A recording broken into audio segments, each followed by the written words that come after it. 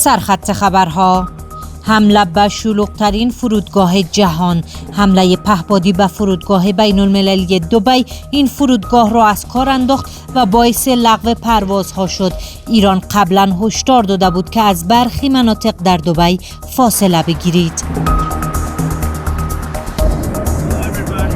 هشدار ترامپ به ناتو درباره جنگ با ایران: رئیس جمهور آمریکا به اروپا گفت اگر در جنگ با ایران و بازگشایی تنگه هرمز با ما همکاری نکنید اتفاق بدی برایتان رخ خواهد داد.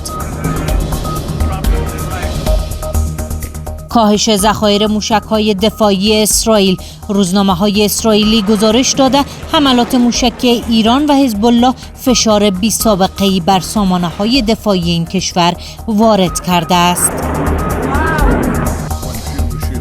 و انتشار ویدیویی تازه از سوی نتانیاهو: کاربران شبکه‌های اجتماعی همچنان تأکید دارند که ساخت هوش مصنوعی است، اما رویترز میگوید واقعی است.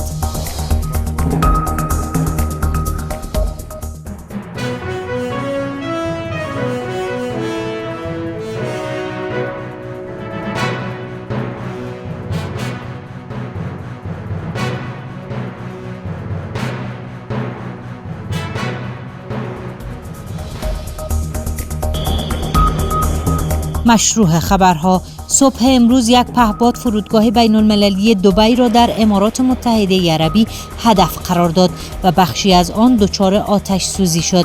پس از این رویداد شرکت هواپیمایی امارات اعلام کرد که تمامی پروازهای ورودی و خروجی از دبی به طور موقت متوقف شده است.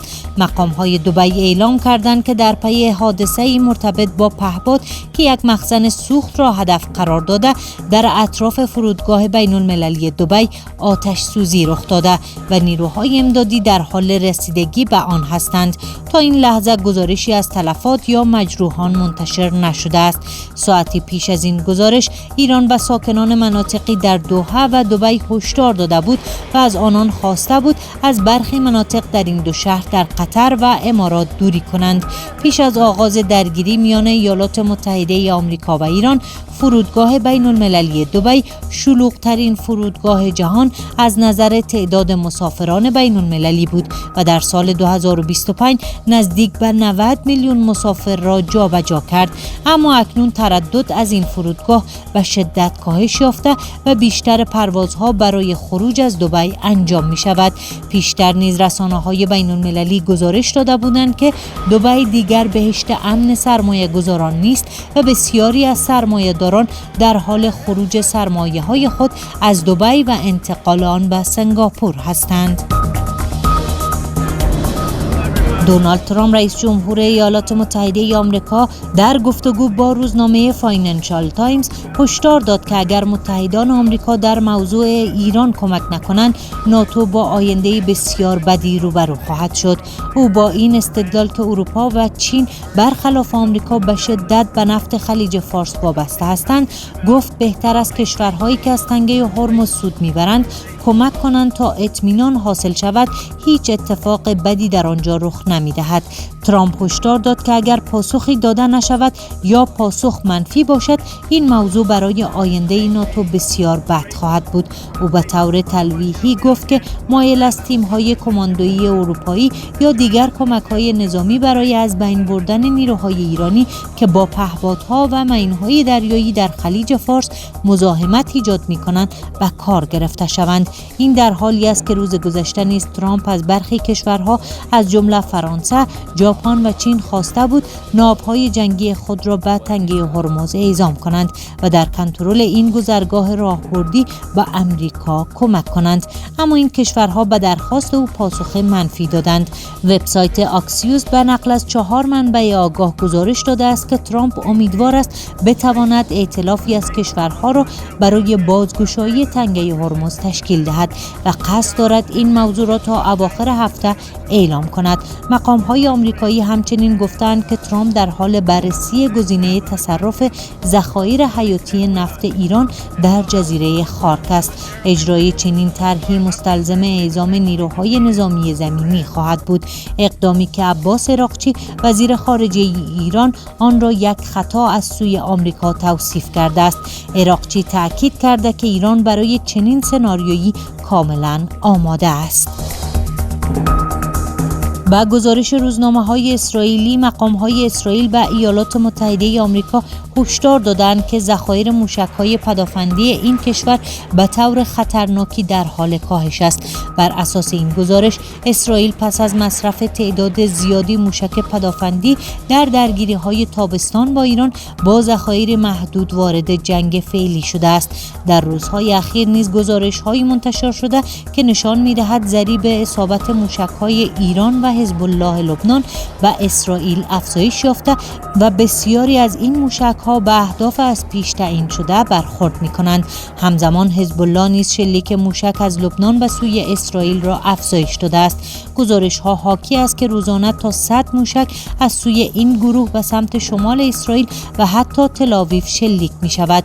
در برخی موارد نیز گفته شده که این موشک‌ها بدون فعال شدن آژیرهای هشدار به مناطقی در اسرائیل اصابت کردند. پیشتر نیز کمبود مهمات دفاعی و موشک‌های سامانه‌های پدافندی در جبهه آمریکا و اسرائیل به عنوان یکی از مهمترین نگرانی‌های این دو کشور در ادامه درگیری‌ها مطرح شده بود. بنیامین نتانیاهو نخست وزیر اسرائیل روز یکشنبه ویدیویی از خود منتشر کرد که در آن در حال نوشیدن قهوه و گفتگو با یکی از دستیارانش دیده می شود. انتشار این ویدیو در واکنش به شایعاتی بود که ادعا می کردند نتانیاهو کشته یا زخمی شده است. پیشتر برخی کاربران شبکه‌های اجتماعی و حتی شماری از رسانه‌های عبری و انگلیسی چنین ادعاهایی را مطرح کرده بودند و این شایعات به طور گسترده در فضای آنلاین منتشر شده بود. با این حال برخی کاربران همچنان مدعی هستند که ویدیوی اخیر نیز ممکن است با استفاده از هوش مصنوعی ساخته شده باشد. فیلم جدیدی که قرار بود ابهام‌ها درباره ویدیوی قبلی را برطرف کند، خود به موضوع بحث و تردید تازه‌ای تبدیل شده است. با این حال رویترز گزارش داده است که این ویدیو واقعی است و در کافه‌ای در حاشیه قدس ضبط شده است. این خبرگزاری با استفاده از تصاویر آرشیوی خود محل ضبط ویدیو را بررسی کرده و اعلام کرده که فضای داخلی کافه با تصاویر موجود مطابقت دارد. همچنین تاریخ ضبط ویدیو از طریق چندین عکس و فیلم منتشر شده توسط همان کافه از دیدار نتانیاهو در روز یکشنبه تایید شده است. ولودیمیر زلنسکی رئیس جمهور اوکراین اعلام کرد کیف در ازای کمک به کشورهای حاشیه خلیج فارس برای مقابله با پهپادهای انتحاری ایران و دنبال دریافت سرمایه مالی و فناوری نظامی است. و گزارش رویترز زلنسکی گفته است که کیف چند تیم متخصص را به منطقه اعزام کرده تا نحوه دفاع در برابر این پهپادها را ارزیابی کرده و آموزش‌های لازم را ارائه دهند. این تیم‌ها به برخی کشورهای حوزه خلیج فارس و همچنین یک پایگاه نظامی ایالات متحده آمریکا در اردن اعزام شدند. و همچنین گفت کشورهای حوزه خلیج فارس در ماه‌های اخیر تعداد زیادی موشک پدافندی برای مقابله با پهپادهای شاهد مصرف کردند، در حالی که اوکراین در جنگ با روسیه تجربه گسترده‌ای در مقابله با چنین پهپادهایی به دست آورده است. و گفته او اوکراین برای مقابله با این تهدید از روش‌های متنوعی مانند استفاده از پهپادهای ارزان‌تر، سامانه‌های جنگ الکترونیک و ایجاد اختلال در سیگنال‌ها بهره می‌برد. ضیاءالرحمن اسپینغر آمر اطلاعات ریاست اطلاعات و فرهنگ کنر گفته است که در 24 ساعت گذشته ولسوالی‌های مختلف این ولایت هدف شلیک 10 راکت از سوی نیروهای نظامی پاکستان قرار گرفتند. به گفته او این راکت‌ها در ولسوالی‌های دانگام، سرکانو، ناری و منوره اصابت کردند. در نتیجه این گلوله‌باری‌ها 2 غیر نظامی زخمی شدند و شماری از خانه‌ها نیز تخریب شده و آتش گرفته است. اسپینغر خبر افزوده است که در مجموع 150 مرمی از سوی نیروهای پاکستان به سوی این ولسوالی‌ها شلیک شده است. این در حالی است که درگیری میان افغانستان و پاکستان وارد 19مین روز خود شده و دو طرف علاوه بر درگیری‌های مرزی از حملات هوایی و پهپادی علیه یکدیگر نیز استفاده می‌کنند.